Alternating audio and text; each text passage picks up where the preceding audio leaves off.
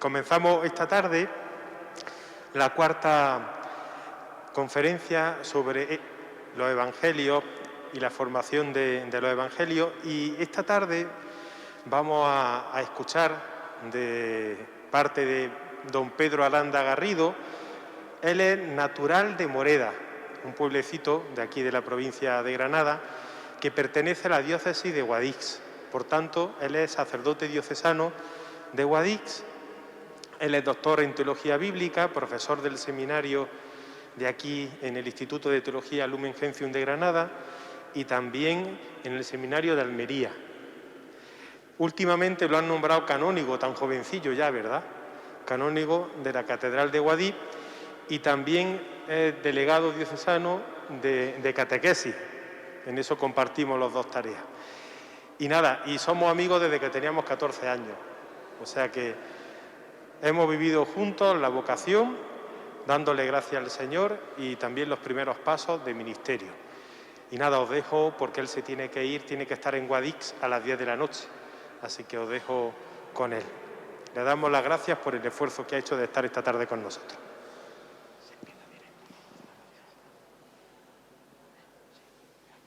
Dice Pedro, vamos a hacer una oración antes, y es verdad. Nosotros, como venimos de misa, pues bueno, rezamos juntos y nos ponemos en manos de María, ella que tuvo a la palabra siempre delante y que tuvo que conformarse como primera discípula a la palabra del Señor, que nos abra también los ojos del corazón, del entendimiento, para comprender la palabra y poder vivirla. Dios te salve María, llena eres de gracia, el Señor es contigo. Bendita tú eres entre todas las mujeres y bendito es el fruto de tu vientre, Jesús. Santa María, Madre de Dios, ruega por nosotros pecadores, ahora y en la hora de nuestra muerte. Amén. María, Madre de la Iglesia, ruega por nosotros.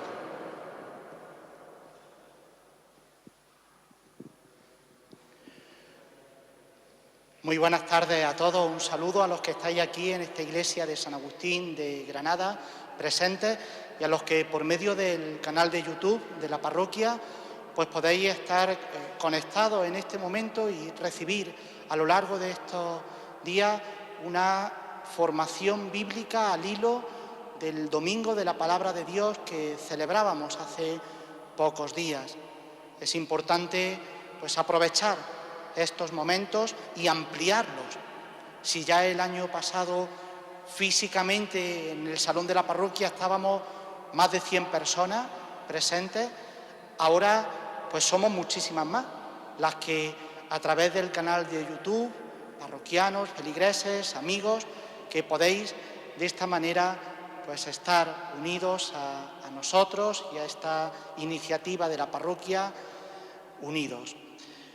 Mi tarea es hablar en este día del Evangelio de San Lucas en su forma más ampliada, la doble obra lucana, el Evangelio de Lucas y el libro de los Hechos de los Apóstoles. A mí me gustaría, bueno, los que estamos en la iglesia lo tenemos un poco más complicado, pero los que estáis en casa, a mí me gustaría que aprovechaseis un minuto para buscar vuestra Biblia, vuestro Nuevo Testamento y para abrir. Si vamos a hablar de la Biblia, si vamos a hablar del Evangelio, lo tenemos que estar tocando, mirando, subrayando en este momento. Yo, a través de mis palabras, voy a intentar servir de ayuda para que cuando volvamos a escuchar o leer el Evangelio según San Lucas y el libro de los Hechos de los Apóstoles, tengamos algunas claves interesantes para poder comprenderlo mucho mejor. En primer lugar, claro, hay que destacar el Evangelio según San Lucas y el libro de los Hechos de los Apóstoles, porque han sido muy importantes en la vida litúrgica de la Iglesia. Las grandes fiestas que celebramos están tomadas de ellos. Las fiestas de Navidad, la cercana fiesta de la presentación del Señor en el templo y la purificación de la Virgen María, o Pentecostés, o la Ascensión. También cuando hacemos el oficio divino cada día, laudes, vísperas y completas, el momento más especial que es la recitación del himno está tomado del relato de la infancia del Evangelio según San Lucas. Por lo tanto, es importante destacar este Evangelio y el libro de los Hechos que lo acompaña y ver cómo refleja una situación vital diferente a los Evangelios de Marcos y de Mateo, que a lo largo de estos 2 días previos pues habéis estado también reflexionando sobre ellos.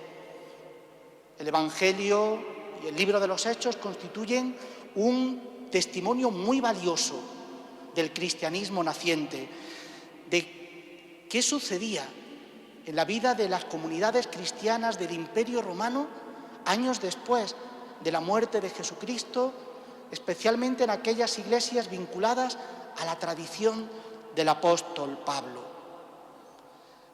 La mayor originalidad del Evangelio de Lucas, después de haber visto los Evangelios de Mateo y de Marcos, es que va acompañado de una segunda parte, de un segundo libro, esa vinculación con los Hechos de los Apóstoles.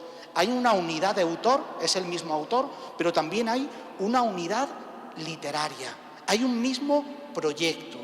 Lo vemos en que hay un mismo vocabulario, los mismos recursos literarios y también unos puntos de vista teológicos muy parecidos. Además de que cuando vemos el Evangelio de Lucas y los Hechos de los Apóstoles, hay referencias cruzadas. En primer lugar, la menciona Teófilo, a quien el evangelista dirige tanto el Evangelio como el libro de los Hechos. También el final del Evangelio y el comienzo de los Hechos de los Apóstoles, porque recoge las últimas recomendaciones de Jesús antes de subir al cielo, en la ascensión. Como concluye el Evangelio, se inicia el libro de los Hechos de los Apóstoles. Además, hay un cierto paralelismo entre ese camino de Jesús a Jerusalén, donde va a ser juzgado y finalmente va a morir, y el camino de Pablo a Jerusalén, donde va a ser juzgado, pero él como ciudadano romano va a apelar y va a ser finalmente conducido a Roma.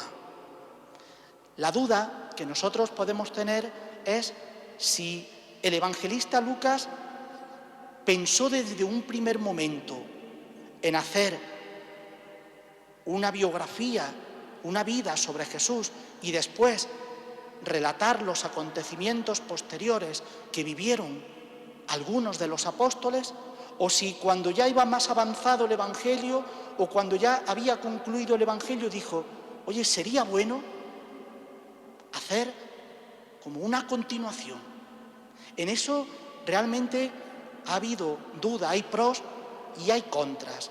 Lo que sí nos llama la atención es que, habiendo tomado, como veremos a continuación, como referencia el Evangelio más antiguo, el Evangelio según Marcos, hay una parte de ese Evangelio, lo que nosotros conocemos como el ciclo o la sección de Betsaida, desde Marcos 6 hasta Marcos 8, que el evangelista Lucas no contiene.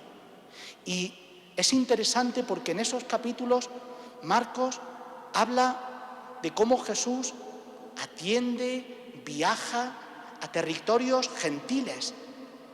Y es como si el evangelista Lucas hubiese preferido omitir ese momento de Jesús para hacer más hincapié en cómo fue la tarea de los primeros apóstoles en abrir ellos, con todas las reticencias, los peros, los miedos, el Evangelio de Jesucristo a todos los gentiles.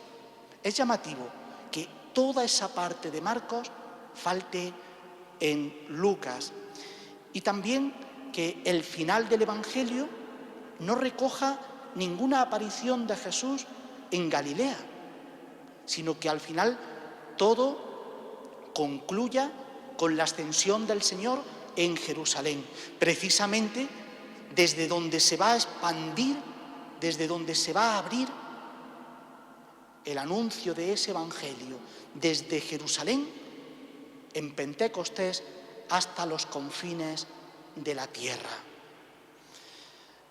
Por eso es importante que los dos libros los podamos leer conjuntamente. Y aquí os pido que hagáis un esfuerzo, porque cuando abrimos el Nuevo Testamento o la Biblia, eso no ayuda. Nosotros estamos leyendo el Evangelio según San Lucas y a continuación, cuando terminamos, nos encontramos el Evangelio según San Juan. Ya la tradición de la Iglesia, desde un primer momento, separó esta doble obra lucana. Situó siempre el Evangelio de Lucas en tercer lugar, en el Evangelio tetramorfo, en los 4 Evangelios, y sí, después ya el libro de los Hechos.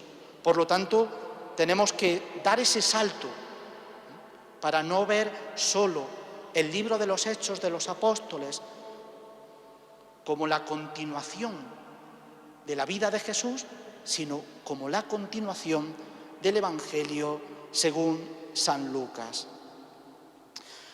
Por eso es importante que veamos ese propósito, esa intención del autor. ¿Quién es el autor? ¿Quién es Lucas? Ya tenemos tradiciones muy antiguas a partir del año 150 que vinculan esta obra con Lucas. Hay un papiro, el papiro 53, el testimonio más antiguo escrito que se conserva de este Evangelio, que ya dice Evangelio según Lucas. Algunos de los santos padres de aquella época, como por ejemplo Ireneo, dice que este Evangelio lo escribió Lucas, que era compañero de Pablo, recogiendo la predicación que había escuchado del apóstol de los gentiles, y señala que fue en Roma. Otro testimonio de la época, el canon muratoriano, afirma que Lucas era médico y que no vio al Señor en persona. Es un discípulo a través de la predicación de los apóstoles, de otros, no directamente del Señor. Y también tenemos el testimonio del prólogo antimarcionita, que dice que Lucas es el autor de esta obra, nacido en Antioquía de Siria, y él, a diferencia de Ireneo, dice que realizó la narración del Evangelio en la actual Grecia, en la región de Acaya. Con esta vinculación que nos dan los santos padres y otros testimonios antiguos, tenemos que acudir a las propias cartas de Pablo. Pablo menciona a su amigo médico, a Lucas, compañero suyo en ese último viaje misionero. Incluso se nota que él se hace presente al final del libro de los Hechos de los Apóstoles, porque habla en primera persona del plural, cuando menciona todas las vicisitudes que tiene que vivir con Pablo en la evangelización. Por lo tanto, a través del Evangelio, ¿qué podemos saber de Lucas? Era culto. El Evangelio está, podríamos decir, muy bien escrito. Conocía bien el griego. Era de origen judío, pero había nacido y crecido en una cultura helenística, en el mundo del imperio, en el que él se desenvolvía muy bien. Tenía que tener autoridad para poder interpretar las tradiciones sobre Jesús en medio de aquellas comunidades que habían evangelizado los apóstoles. No era cualquiera. Y después vemos que tenía una distancia ya con Palestina, por dos detalles que vemos en el Evangelio. El primero es que los otros evangelios, cuando hablan del lago de Galilea, lo describen como un mar. Claro, el que está en ese entorno, y para el mundo judío el propio mar Mediterráneo era algo que se veía con recelo. El lago de Galilea 16 kilómetros por 32 kilómetros, era grandísimo. Lucas no lo llama mar. Lucas, que se mueve muy bien en el mar Mediterráneo, lo llama lago.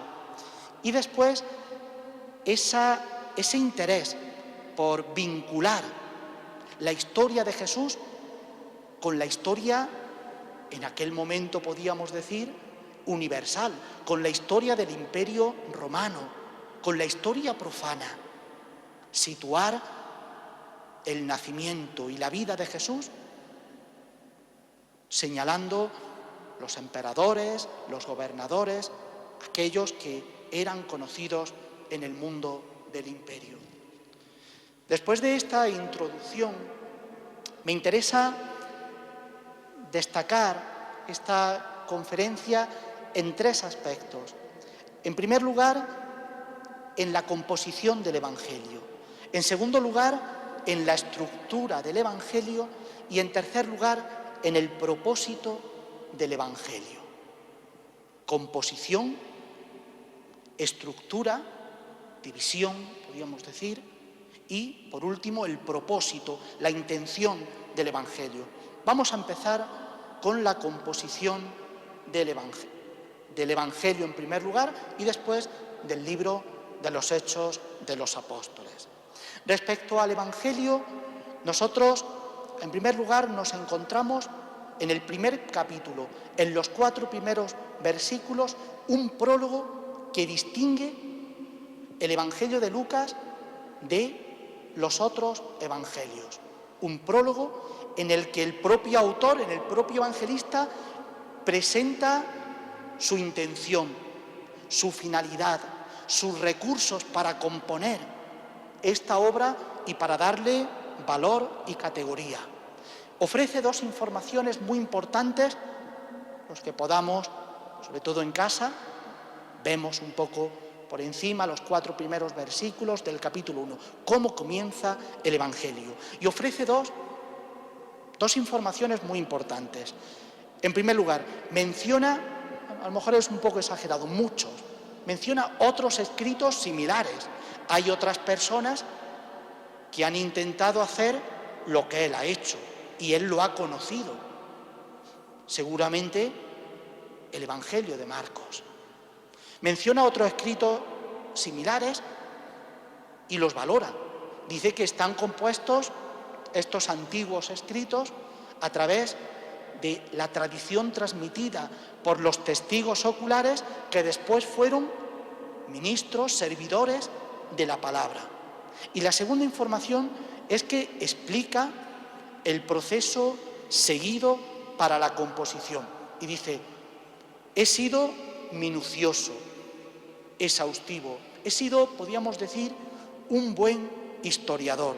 He ido recorriendo el camino, el proceso desde el principio, intentando poner por orden todo lo que le sucedió a Jesucristo. He intentado hacer una obra con mucho rigor. Es una información pues muy interesante. A raíz de esa información, de esos escritos similares que él utilizó, que él trabajó, él valoró, decimos, conoció el Evangelio según San Marcos. El Evangelio de Marcos le ofreció un modelo, un trazado muy útil, muy valioso para avanzar y mejorar. Aprovechó el modelo que ya Marcos había iniciado de la biografía, de hablar sobre una persona como se hablaba en la antigüedad. En la antigüedad se hacía hincapié en 3 momentos de la vida de la persona para saber cómo es. En primer lugar, los orígenes, el nacimiento, la familia, la educación, los maestros. Esto no sucede. Cuando uno se presenta dice, yo nací, mi familia es, yo estudié en este colegio, e intenta uno pues mostrar el honor que tiene ya por propio nacimiento, por la infancia, por los orígenes, por la educación.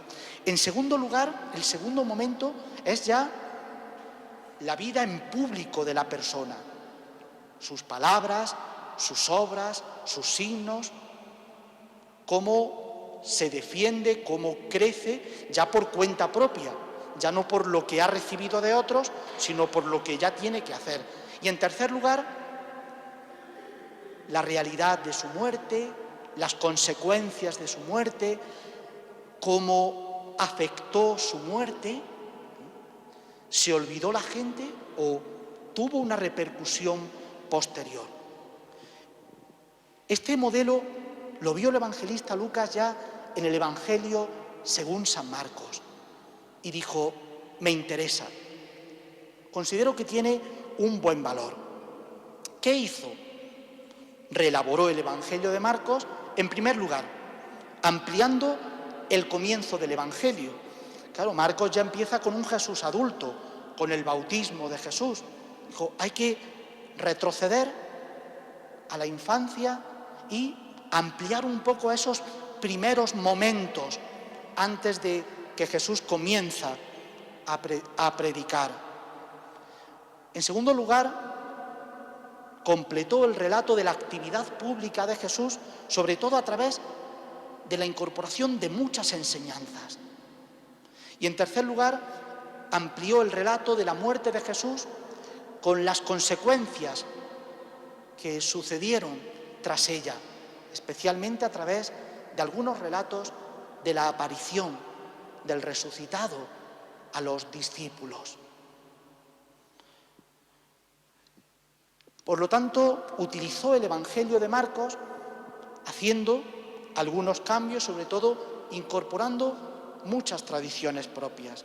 En primer lugar, con respecto a Marcos, prescindió, os lo he dicho anteriormente, de esa sección de Marcos, la sección de Betsaida, que va de finales del capítulo 6 a mitad del capítulo 8, hasta la curación del ciego de Betsaida en el versículo, en Marcos 8, 26, 30. Siguió el trazado, la línea que hace Marcos, un año en el ministerio de Jesús, que concluye en la fiesta de la Pascua, y después, en ese orden que mantuvo, se salió, podríamos decir, en algunos detalles. Adelantó la muerte del Bautista en la narración, adelantó el episodio de la sinagoga de Jesús, de la sinagoga de Nazaret, cuando Jesús se presenta, como si fuese el pistoletazo inicial del ministerio de Jesús. Pospuso la llamada de los primeros discípulos, centrándola en el apóstol Pedro. El evangelista Marcos quería hacer hincapié en la inmediatez, en la prontitud de aquella respuesta de los primeros discípulos. Y Lucas decía, hombre, tuvieron que conocer un poco más a Jesús, tuvieron que ver algo de Jesús, tuvieron que saber algo más de Jesús. Y ya dan el paso decisivo ante la invitación de Jesús. Mejoró mucho el estilo del Evangelio de Marcos, abrevió muchos relatos para ir de forma concisa a lo fundamental y después intentó eliminar aquello que era más violento o emocional, por ejemplo, detalles. La mención de cómo Jesús derriba las mesas de los mercaderes en el templo no aparece en Lucas, o la coronación de espinas no aparece en Lucas, o la huida, que es un recuerdo desagradable de infidelidad de los discípulos, no aparece de esa forma tan dramática en Lucas. Quiso evitar aquellos aspectos que eran poco más violentos del Evangelio. Después, junto al Evangelio de Marcos, que le sirvió de trazado, después utilizó una tradición antigua de dichos de Jesús, que incorporó especialmente al inicio del ministerio de Jesús en Galilea y en ese camino que vamos a ver que conduce a Jesús en Jerusalén. Y además, por último, añadió tradiciones propias, tradiciones orales y escritas que eran muy estimadas en su comunidad cristiana, y dijo: esto es importante, que no solo se quede en la catequesis o en las homilías, en los recuerdos de Jesús, sino que también quede incorporado en la vida de Jesús que voy a poner por escrito. Buena parte del Evangelio de Lucas solo lo encontramos en Lucas. Hay algunos dichos, algunos milagros, pero muy pocos que son propios de Lucas, que solo los tiene Lucas. ¿Qué tenemos especialmente? Un relato de la infancia, los 2 primeros capítulos del Evangelio de Lucas, que recogen el nacimiento y la infancia de Jesús, con unos temas muy característicos que hablan de la llegada del Salvador, de la salvación que Dios ofrece de un modo especial. Sobre todo tenemos 17 parábolas que él ha querido incorporar. Eran parábolas preciosas de Jesús que decía: aquí hay que hacer que no se pierdan, que no queden en un segundo plano. ¿Qué parábolas encontramos solo en Lucas? Fijaos cuánta riqueza de la enseñanza de Jesús nos ha dejado. Los 2 deudores, aquel que es perdonado y aquel otro que no permite perdonar al que le debe, el buen samaritano, la primera vez que se habla de ese encuentro de Jesús con los samaritanos, el amigo inoportuno, el rico insensato, la construcción de una torre o el pacto de la paz, viendo con qué cuentas para hacer la guerra, para emprender una tarea, la moneda perdida, el Padre misericordioso, la parábola del hijo pródigo, el rico y el pobre Lázaro, el fariseo y el publicano en el templo de Jerusalén, la viuda y el juez, parábolas que especialmente hablan de la misericordia de Dios. Es el Evangelio por antonomasia de la misericordia. Y por último, también algunos relatos sobre ese momento posterior a la muerte y resurrección de Jesús, en el que Él se presenta a los 11 apóstoles y también se presenta a aquellos 2 discípulos que caminaban descorazonados a Emaús. Qué bellísimo relato, qué bellísima catequesis nos ofrece Lucas al final de su Evangelio. Por lo tanto, la composición la ha valorado muchísimo para crear una obra que sigue el trazado, la estela del Evangelio de Marcos, pero que la amplía, le da una mayor profundidad y quiere especialmente hacer hincapié en algunos aspectos que pueden ser de mucho provecho para la realidad de aquellos a quienes se dirige, para que así escuchar la vida de Jesús toque mucho más el corazón de los oyentes. Después de la composición, vamos a hablar sobre la estructura voy a hablar un poquito de los Hechos de los Apóstoles. En el Evangelio es más fácil, porque tenemos otras referencias. En los Hechos de los Apóstoles, pues cuesta más. Seguramente hay muchas tradiciones de aquellas comunidades que habían sido evangelizadas por los apóstoles, por Bernabé y Pablo, por Pablo y sus colaboradores. Y después se mantiene que hay, sobre todo, 3 posibles tradiciones. Una tradición vinculada a Jerusalén, que recoge los primeros capítulos del libro de los Hechos de los Apóstoles. Una tradición vinculada a la comunidad de Antioquía, que tuvo un peso muy importante en el cristianismo naciente. Los helenistas van a esta gran ciudad del Imperio Romano. Allí se funda una comunidad cristiana que tiene la intuición de que el Evangelio no se puede quedar encerrado en ellos, sino que tiene que abrirse a todos y que después va a defender que el Evangelio está abierto, está tendido para ser acogido por todos. Es esa comunidad de Antioquía la que va a enviar a Bernabé y Pablo. Por lo tanto, una comunidad, una tradición muy importante. Y por último, la tradición de Pablo y Lucas, en la que el propio evangelista habla en primera persona del plural. Nosotros fuimos, nosotros embarcamos, y por lo tanto podríamos decir que es un diario de viaje del evangelista. Podríamos decir que esas tradiciones son las que aprovechó el evangelista Lucas para componer el libro de los Hechos de los Apóstoles. Vamos a pasar ahora a la estructura del Evangelio según San Lucas y del libro de los Hechos de los Apóstoles. Aquí tengo yo un problema.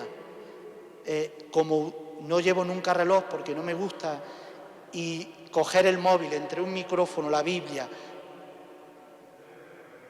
9 menos 20, muchas gracias. Vamos bien, había dicho. Es que tengo la circunstancia y ahora sacar el móvil es un poco complicado, me disculpáis. Vamos a ver ahora la estructura. Tenemos en nuestras manos la Biblia. Tenemos abierto el Evangelio según San Lucas y vamos a ver si es todo corrido, una suma de episodios, de enseñanzas, o si hay una estructura que nos pueda organizar el Evangelio. Nosotros nos damos cuenta, cuando vamos pasando las páginas del Evangelio de Lucas, nos damos cuenta de que el autor ha situado con mucha precisión y coherencia la actividad pública de Jesús, situándola en 3 escenarios muy bien definidos. ¿Y cómo percibimos eso? Leemos 9:51. Dice el evangelista: sucedió que como se iban cumpliendo los días de su asunción, señalando el término de su vida, el término del Evangelio y el comienzo de los Hechos, él tomó la determinación, él se afirmó en su voluntad de subir, de ir a Jerusalén. Hay una declaración solemne en 9:51 en el que se dice: Jesús ha estado en Galilea y ahora se pone en camino para ir a Jerusalén. Un camino que va a concluir en Jerusalén. Por lo tanto, nos damos cuenta de que hay una primera parte que aborda los orígenes de Jesús, ¿no? Ese primer momento de Jesús, no solo en su edad, sino también en la preparación a su predicación, como es el bautismo, como es las tentaciones. Después tenemos la actividad de Jesús en Galilea, hasta el capítulo 9, 50, versículo 50. Después tenemos el camino a partir de 9:51 que va a conducir a Jesús a Jerusalén. Y por último, la actividad de Jesús en Jerusalén, donde va a tener un momento de enseñanza, de polémica, de controversia y por último, la pasión, muerte y resurrección. Por lo tanto, este esquema geográfico es muy válido para entender bien el Evangelio según San Lucas. Pero decíamos, la intuición que había tenido Marcos, utilizando el modelo de las antiguas biografías, esas 3 partes, orígenes, inicio, infancia, actividad, muerte y consecuencias de la muerte, le había resultado muy interesante al evangelista y lo que hizo es mejorar y profundizar en ella. Por lo tanto, esas tres partes también las vemos y con ese esquema geográfico coinciden también bastante. Tenemos los orígenes de Jesús, esa primera parte, los dos primeros capítulos vinculados a la infancia de Jesús y su nacimiento, y el tercer capítulo y parte del cuarto capítulo sobre la presentación del Juan el Bautista, el bautismo de Jesús y las tentaciones en el desierto. Y ahí podríamos decir que concluye. Después tendríamos la actividad de Jesús, la actividad pública de Jesús, desde ese capítulo cuarto hasta el final del capítulo 21. Y a partir del capítulo 22, esa última parte sobre la pasión, muerte y resurrección de Jesús hasta el capítulo 24, del capítulo 22, 23, 24. Fijaos, bueno, esto se lo saca de la manga, fijaos en varios detalles. El primero es muy interesante. ¿Cómo concluye el relato de la tentación de Jesús? En 4:13. El diablo, después de ver que por 3 veces ha intentado llevarse a su terreno a Jesús, y Jesús, con la Sagrada Escritura, está escrito, le ha respondido, dice, el diablo se apartó, se alejó de él hasta buscar un momento oportuno. A partir de ese momento comienza la predicación de Jesús. Y al inicio del relato de la pasión, capítulo 22, versículo 3, justo al inicio del relato de la pasión, cuando ya todo está un poco negro, dice el evangelista, Satanás entró en Judas. Vuelve, aprovecha ese momento de debilidad en el entorno de Jesús para decir, ahora me resulta más fácil. Me resultó en el desierto físico, porque Jesús tenía hambre, estaba débil. Y ahora me resulta más fácil en el desierto personal, porque Jesús se va a quedar solo. Y ahí es donde yo puedo minar la moral y el ánimo de Jesús. ¿Qué sucede durante toda la actividad pública de Jesús? Que Jesús es, podríamos decir, libre de ese influjo del mal. Él es el más fuerte y está lleno de la presencia del Espíritu Santo durante toda la actividad de Jesús. Por eso el primer momento de Jesús en su predicación es en la sinagoga de Nazaret, de su pueblo. ¿Y qué lee? Al profeta Isaías. ¿Y qué cita del profeta Isaías lee? El Espíritu del Señor está sobre mí. Él me ha enviado. Aquí estoy yo. Fijaos, es interesante, ¿no?, cómo podemos distinguir, ¿no?, los distintos momentos en los que el evangelista quiere hacer progresar su presentación sobre quién es Jesús.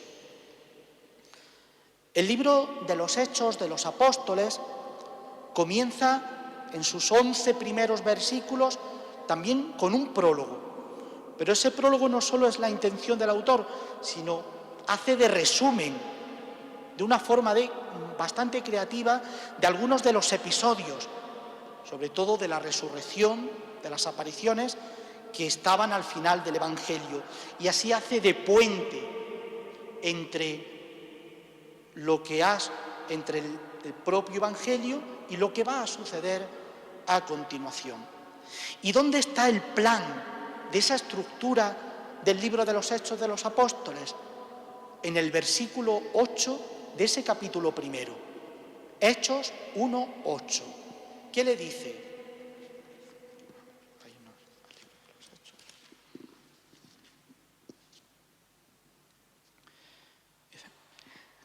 le dice Jesús a los discípulos: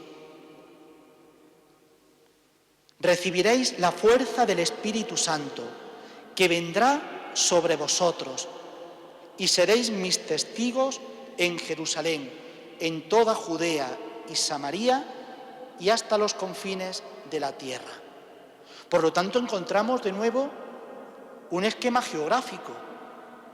Jerusalén, Judea, Samaria, se amplía hasta los confines de la tierra, hasta avanzar y progresar la difusión del Evangelio por todo el Imperio Romano, hasta su capital. Cuando uno está en la capital, en Roma, es como si estuviese, ¿no? Está en el corazón que llega a todo el imperio. Todos los caminos conducen a Roma, todos los caminos salen de Roma. Por lo tanto, era la forma de decir: el Evangelio se abre y alcanza a todos, a los confines de la tierra. Por lo tanto, encontramos también un esquema geográfico. Pentecostés, recibir el Espíritu Santo, capítulo 2, y ver cómo va avanzando la difusión del Evangelio a través del testimonio, de la martiría, un testimonio alegre, pero con la experiencia de la adversidad y de la persecución, hasta los confines de la tierra. Pues vamos a ver algunos detalles del libro de los Hechos de los Apóstoles. Vemos que en los primeros capítulos, en Hechos 1 al 7, todo sucede en Jerusalén. En primer lugar, quienes llevan la voz cantante son los 12, ya son 12, han elegido a Matías, se ha completado ese número simbólico que expresa la totalidad del pueblo de Dios, y hay un momento en el capítulo 6, en Jerusalén, en el que se dice: hace falta dar un paso. Las viudas de los cristianos de habla griega tienen que ser mejor atendidas. Vamos a crear un nuevo ministerio, y se habla de la elección de 7 diáconos que van a ser conocidos, como hablaban griego, eran judíos convertidos al cristianismo que hablaban griego, se les va a conocer como los helenistas. Pues los primeros capítulos en Jerusalén con los 12, y se da un paso más con los helenistas. ¿Qué sucede a continuación? Hay una estampida, el martirio de Esteban hace que ese grupo tenga que salir corriendo de Jerusalén, y esa situación de dificultad es un salto cualitativo para la difusión, para la transmisión del Evangelio. ¿Quién estaba en ese momento? Pablo.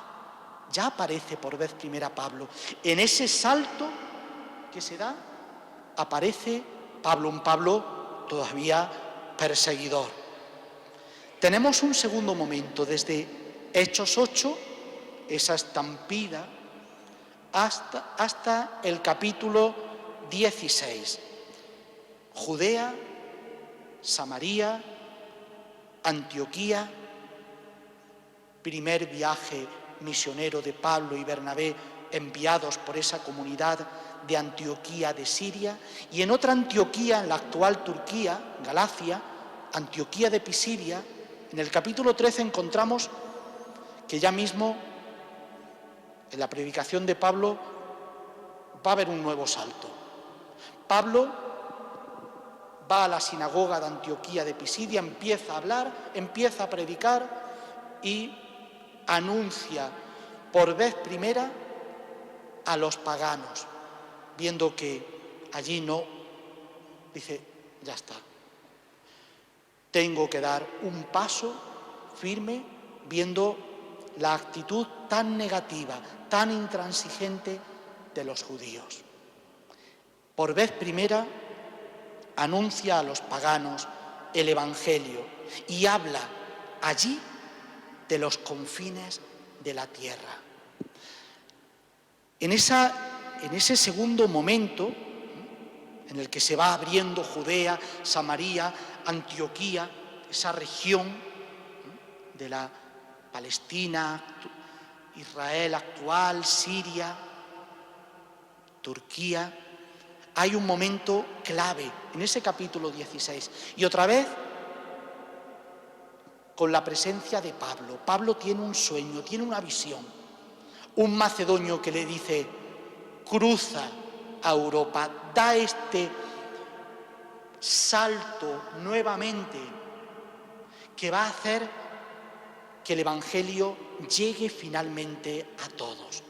Y encontramos ese tercer momento en el que ya Pablo es el protagonista, se ha pasado de los helenistas, Bernabé, Pablo, a Pablo con sus colaboradores, que se convierte en testigo como misionero y en testigo como prisionero. Si nosotros vemos esos últimos capítulos del libro de los Hechos de los Apóstoles, prácticamente donde está Pablo es en la cárcel. Y pues sigue predicando, y sigue dando testimonio, y sigue aguantando, y no le importa que pasan los años, que pasan los prefectos de Judea, y que uno dice, prefiero no tener polémica ni conflictos con la autoridad judía, cuando venga el próximo, que dé una resolución. Y va pasando el tiempo y Pablo sigue evangelizando, a tiempo y a destiempo, cuando puede viajar y cuando está en una cárcel y solo puede enviar alguna carta o recibir algunas visitas. Todo momento, todo tiempo nos enseña el libro de los Hechos de los Apóstoles con el testimonio de Pablo, es bueno para evangelizar. Pablo misionero, Pablo prisionero, siempre testigo. ¿Y cómo acaba el libro de los Hechos de los Apóstoles? ¿Con el martirio de Pablo en Roma? ¿Con ese momento cruel como desenlace final? No.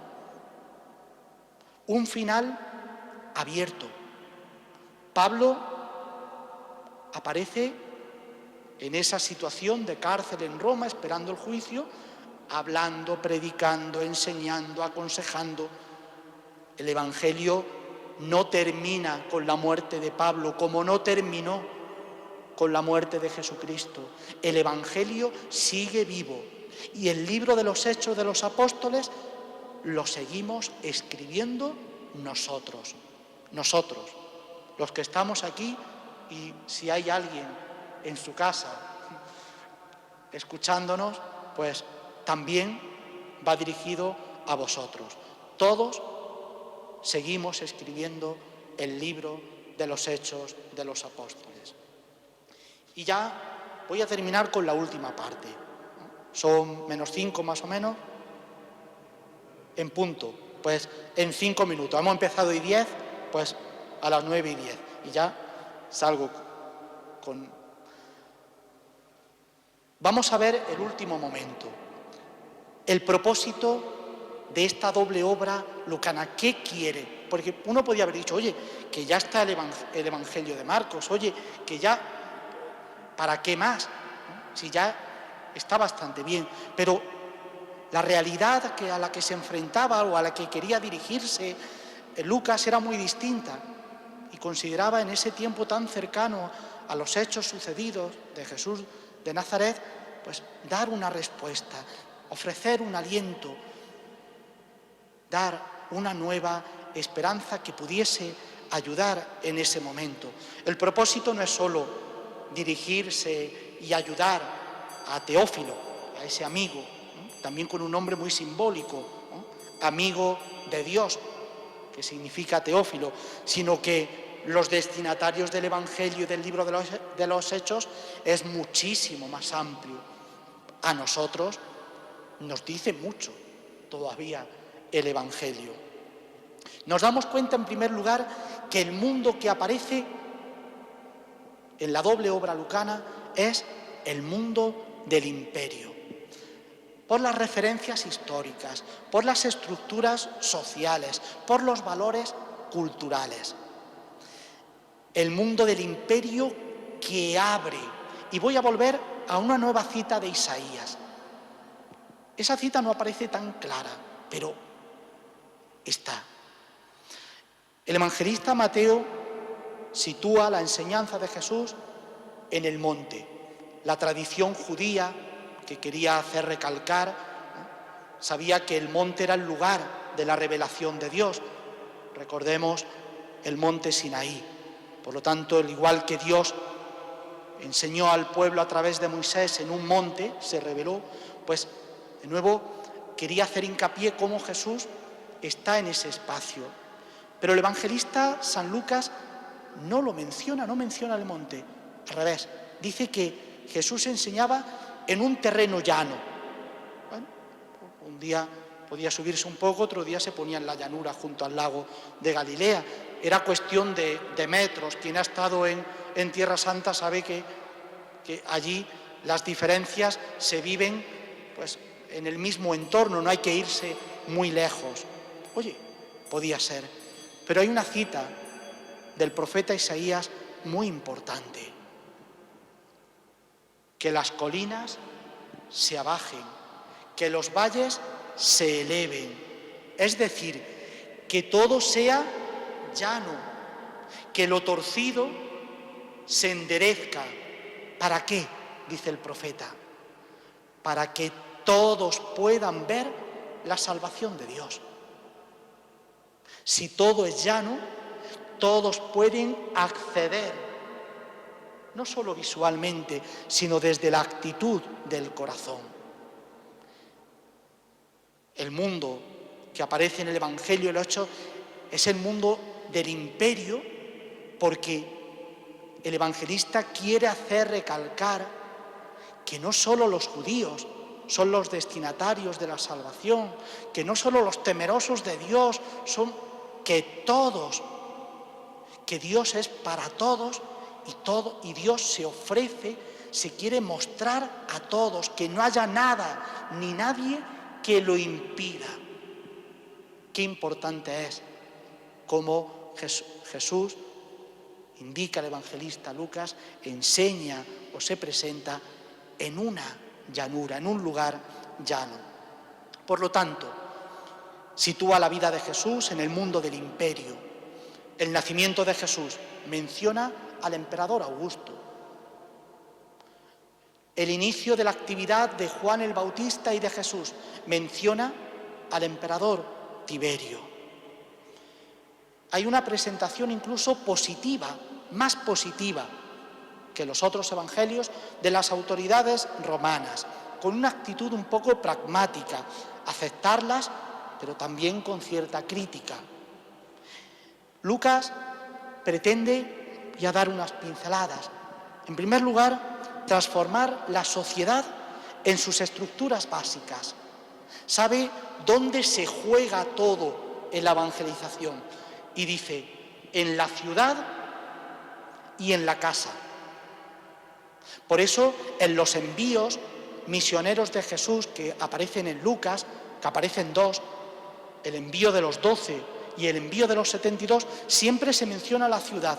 Cuando entréis a una ciudad, cuando prediquéis en una ciudad, cuando lleguéis a una ciudad, sabe que la ciudad es siempre un reto muy importante. Y en segundo lugar, la casa. Ocupa un lugar muy especial en el propio Evangelio. En el centro, iba a decir epicentro, pero no es momento hoy, después del temblor que hemos tenido que afrontar a las 8 menos 10 más o menos, en el centro del Evangelio, capítulos 14 al 17, en el núcleo del Evangelio, encontramos a Jesús en una casa. en el ambiente de un banquete. ¿Y qué hace Jesús? En la casa, en el ambiente de un banquete. Enseña, cura y come. Oye, ¿y qué hacemos nosotros en nuestras parroquias? Curar, caridad, enseñar, evangelizar, catequesis, querigma, comer, liturgia, Eucaristía. Está diciendo cómo tiene que ser una comunidad cristiana de acuerdo a lo que hacía Jesús en el centro propio del Evangelio. Frente a la paz romana, que dice estando todo el imperio aparentemente en paz, la paz no es simplemente ausencia de violencia, porque haya alguien que imponga y todos estén en ese momento reteniéndose, pero no convencidos. La paz es algo mucho más profundo.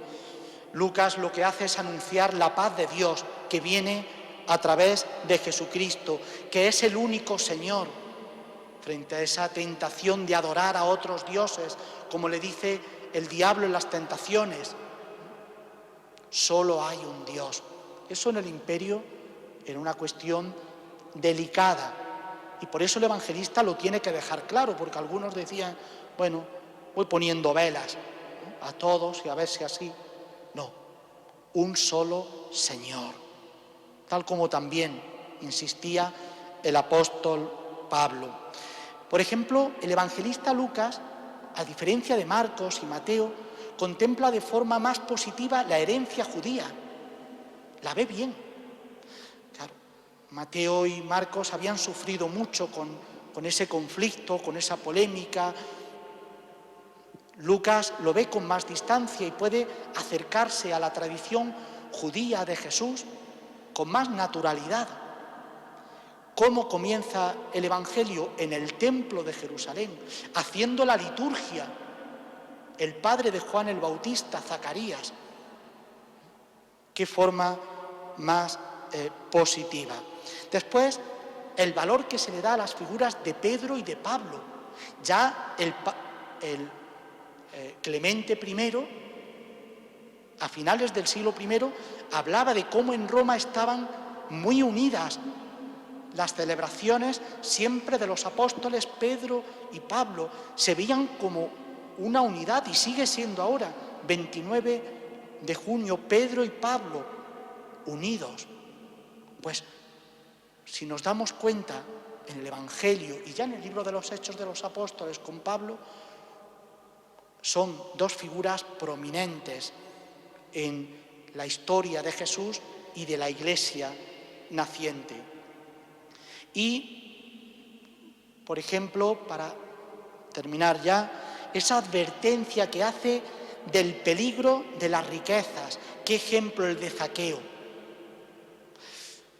Qué antiejemplo en el libro de los Hechos de Ananías y Safira, aquellos que se guardaron. Oye, advierte, las riquezas pueden ser un peligro. El rico y el pobre Lázaro, oye, si te descuidaste, olvidaste, el juicio del Señor es lo que tú has hecho en tu vida. Depende de ti, de cómo actúas con tu prójimo. Y exhorta a una ética de la pobreza, de la austeridad. Y después, por último, cómo ya va afrontando la organización de la vida de la comunidad. Los apóstoles, los 12, los 72, ese grupo misionero que los va a apoyar, que los va a acompañar. Habla de los helenistas, de los diáconos, de los presbíteros en Éfeso, de esos ancianos venerables que custodian la tradición, que son la referencia, de los maestros, de los misioneros. Tantos carismas y ministerios que ya aparecen y son valorados en la comunidad naciente. Terminar con dos pinceladas. El Evangelio de Lucas es el Evangelio de la misericordia y el Evangelio de la alegría. Es muy necesario en estos momentos que estamos viviendo y afrontando, como decíamos, si ya no teníamos con lo que había, ahora otras preocupaciones, ¿no? Otros desvelos. Es el Evangelio de la misericordia que nos habla de un Dios que nos ama entrañablemente siempre, y es un Evangelio de la alegría. Alégrate, María. Recibir al Señor, experimentar su amor y su misericordia, no nos puede llevar a tener caras tristes, sino una inmensa alegría y felicidad, sentir que hemos ganado todo estando con el Señor y poder responder como en el Evangelio responde María, cada día diciendo: aquí estoy para hacer tu voluntad. Gloria al Padre y al Hijo y al Espíritu Santo.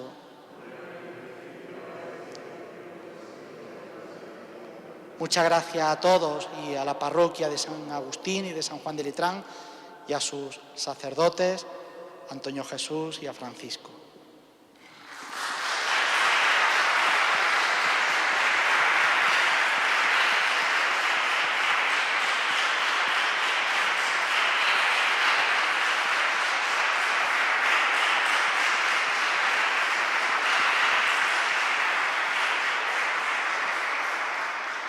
Bueno, ahora hacemos dos preguntas, porque se tiene que ir Pedro. Una online, que seguro que habrá, y otra de aquí, de los que estáis aquí. ¿Alguna pregunta?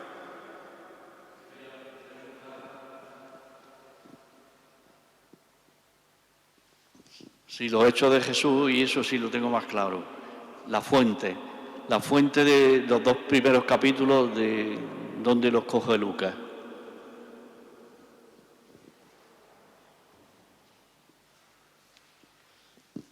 Los dos primeros capítulos hemos dicho del Evangelio que hablan sobre el nacimiento, la concepción, el nacimiento y la infancia tanto de Juan el Bautista como de Jesús. Casi corren en paralelo. ¿Qué ha hecho el evangelista? Ha recogido tradiciones antiguas que eran de gran valor en su comunidad cristiana y en otras comunidades cristianas que eran más breves, y ha querido hacer un paralelismo: la concepción del Bautista, la concepción de Jesús, el nacimiento del Bautista, el nacimiento de Jesús, la infancia del Bautista, la infancia de Jesús. Eso el evangelista ha querido correr en paralelo, ¿no?, el destino de tanto del Bautista como de Jesús, porque van a tener también el mismo destino trágico al final de su vida. Y ese paralelismo ayuda a poder comprender cómo el Bautista es el puente entre el Antiguo Testamento y el Nuevo Testamento. A través de distintas tradiciones breves, concisas, sobre el Bautista y Jesús, el evangelista ha querido crear un relato no solo que dé información, sino que anticipe lo que va a suceder a continuación, ¿no? Y el desenlace, sobre todo, unido también en la muerte del Bautista y Jesús. Son tradiciones muy antiguas, muy venerables, que el evangelista Lucas ha sabido encajar para que sea la puerta de entrada de su evangelio. Y la última pregunta. Nos pregunta José Illescas. Lucas es llamado el evangelista de la misericordia, pero ¿cómo conjugar misericordia y ley desde San Lucas? Y le manda saludos. Bueno, ¿cómo conjugar misericordia y ley o misericordia y justicia? Podríamos decir que la misericordia siempre sobrepasa todas las expectativas que nosotros podamos plantearnos. Dios siempre nos supera. Nuestra capacidad de amar es muy distinta, es más limitada a la que tiene Dios. La ley había sido vista en el antiguo pueblo de Israel como una imposición. La ley se vivía desde el miedo. desde el castigo, desde la pena que suponía no cumplir esa ley. Y la ley, como decía Jesús, al final corría el peligro de ser interpretada interesadamente. Dice Jesús, la dureza del corazón de los hombres hace que la ley a veces sea arrojadiza o interesada. La misericordia es lo que nos hace revelarnos, Jesús, el verdadero rostro de Dios, por encima de la justicia. La justicia, Dios es justo, pero siempre nos da mucho más que lo que nosotros merecemos o podemos esperar. Acogemos la invitación a la alegría que nos ha hecho Pedro a través del Evangelio de San Lucas en el día de Santo Tomás, que decía que la alegría es la consecuencia de la caridad, del amor. Así que oportunidades nos faltan para ejercer la caridad y vivir alegres. Pues que paséis buena noche y que no temáis a los terremotos, que nuestro epicentro es la misericordia del Señor.